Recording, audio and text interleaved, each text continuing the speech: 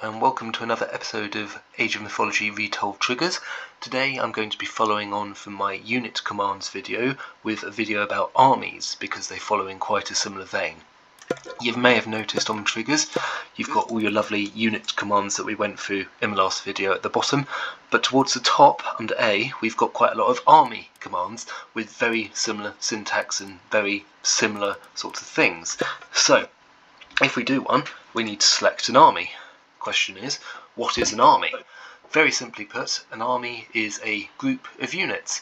It's exactly the same as if you do a unit command. The unit selection is essentially what we're doing with an army. So in this instance with unit triggers, what we're doing is we're telling the game to select object ID number 9, which is this unit, and convert it. Instead we're going to replace that 9 with an army, which can change dynamically, and that's the advantage of having armies. How do we create an army? We go to the triggers menu, we then go into the army editor. There are two ways we can create an army. We put a name in first. We can either create an army with a unit selected, and then we've got an army which contains one unit, or if we select the player, we can press the Create Ghost Army button to create an empty army with no units. The advantage of this is we will then populate that army and decide what new units go into that army and then what new units have an effect applied to them. So let's see this one in action. Let's spawn something in and do an effect to it. First thing we need to do is create our army if we're using a ghost army, because there's going to be absolutely nothing there.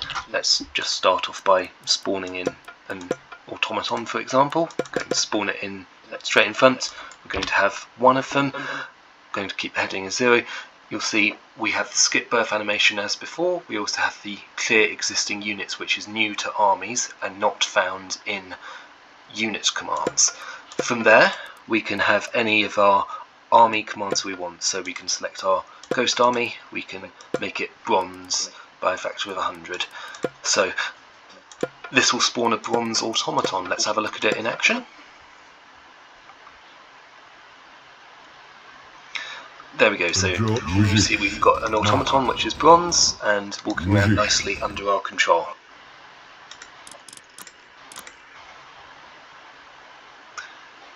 So what happens if we use this option of clearing existing units? What this does, it is essentially resets our army. So if I copy that effect, so we've got an army spawning and then an army spawning, because clear existing units is on, we're going to have one automaton spawn into our army. The army is going to be cleared. We're then going to have another automaton spawn as our army, the other one's removed from our army, and this is going to apply the bronze setting to our army, which will be one unit. So we will have one bronze automaton and one normal one. The bronze one will be in our army, the normal one will not be. You can see we've got that there, 2 units side by side with different textures. The advantage of resetting your army is that you can create new units and apply effects to them depending on what you want in your scenario. There's a few extra army triggers that you'll need to know. So army remove does the same as destroy, but it still keeps the unit IDs in the army. If you're going to clear the army and start again, you can either use the clear effect or you can use the clear existing units option there. Please note that if you're going to do a shading as I'm doing in this example, you should skip the birth animation, because if the unit does an animation other than a standard animation, it will lose the shading. So I'm going to spawn 30 automatons now, and I'm going to make them all frosty.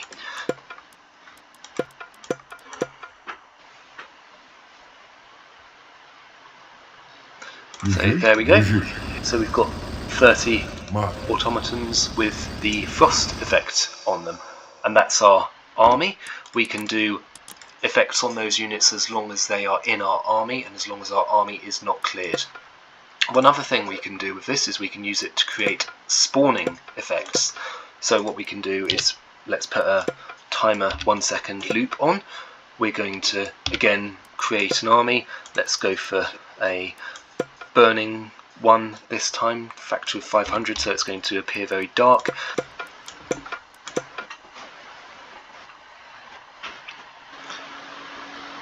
So what we now have every second is we have an automaton spawning with custom shading effects, and that's going to keep on going because I didn't put an end to that loop trigger, it's just going to continue. If we wanted to be a bit more adventurous with our conditions, what we could do is do a unit count condition. So play unit type count, we could say if we have less than or equal to 4 automatons. Now let's see what we get with this one. So the timer was removed, so they're going to come in very quickly. So I've got 5 automaton. If I delete one, we're going to get another one spawned. If I delete 3, we're going to get 3 spawned in. So this means I will always have 5 dark automatons, because as soon as I don't, that trigger fires and they get replaced.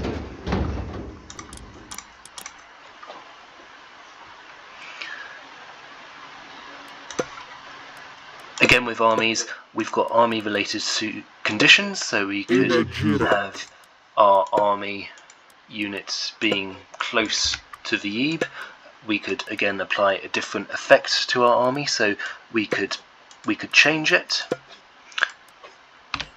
into a Valkyrie, and we need to remember to loop this one if we want it to run continuously. So what we've now got is we have got our 5 automaton.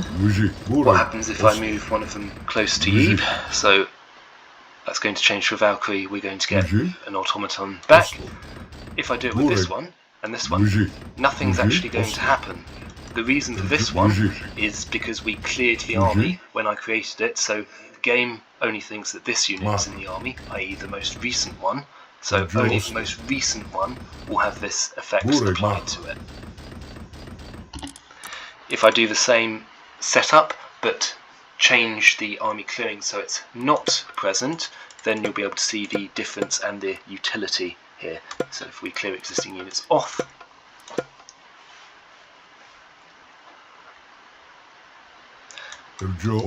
now that army is all there, and we've got a wonderful looping light effect there.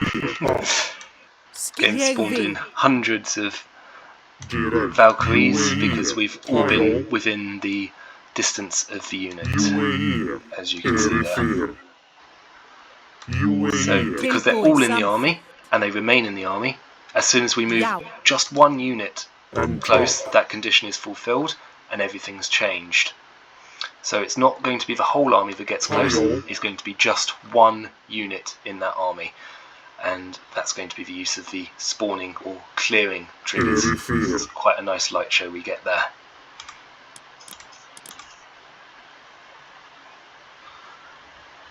There we go. So with that, you will now know the difference between the unit commands and the army commands. You'll know how to create armies.